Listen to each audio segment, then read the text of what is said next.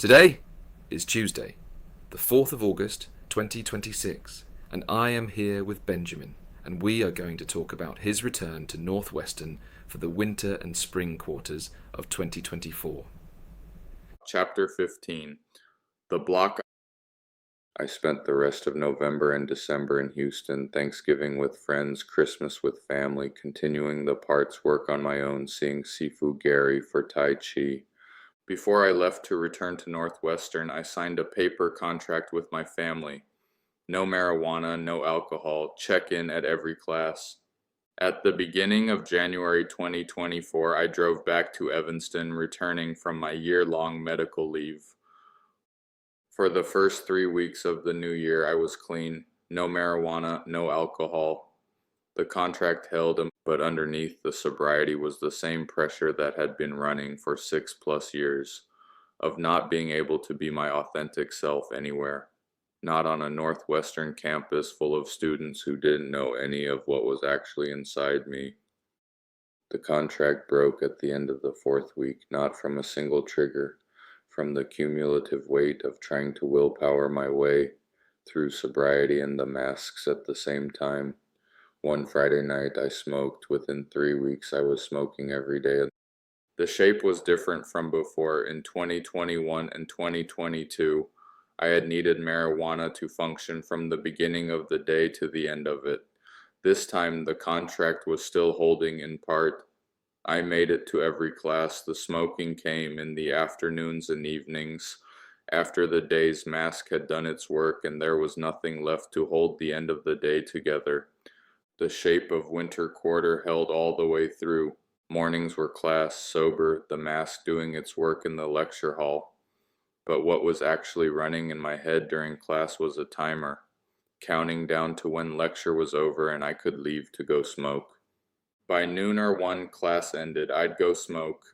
The rest of the afternoon was the same. Smoke, binge, purge, repeat the next day. In March, we went on spring break. Then spring quarter started at the beginning of April. The morning schedule was the same every morning, Monday through Friday, classes from 9 to 11 or 9 to 12. The new piece was one afternoon lecture on Mondays and Wednesdays, American Wars from 2 to 3:30. It was the 3rd week of the quarter, a Wednesday. Between getting out of my morning lectures and attending the afternoon class, I went and smoked. Then I went to American Wars. I was physically sitting in the lecture, but mentally I had just gotten out of bed. Hot, humid Thai air on my skin. I opened the double doors that led out of my room. The sun was shining bright. I walked down to the gym to train Muay Thai.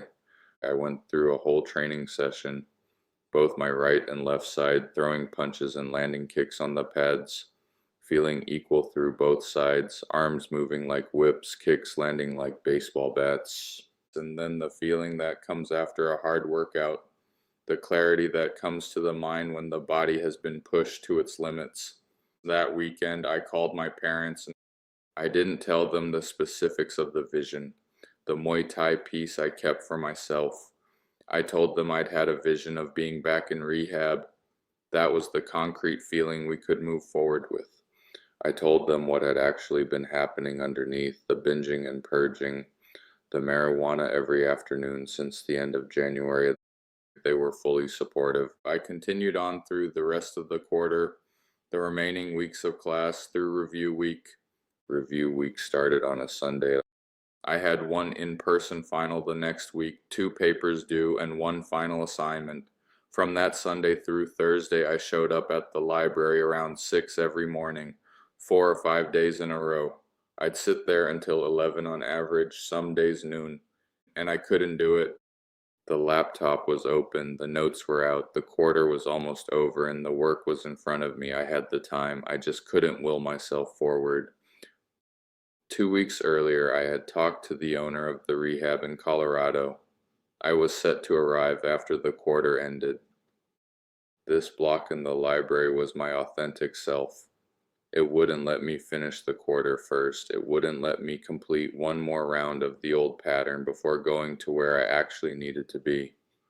By Friday morning, I had landed in Denver on my way to Loveland, Colorado.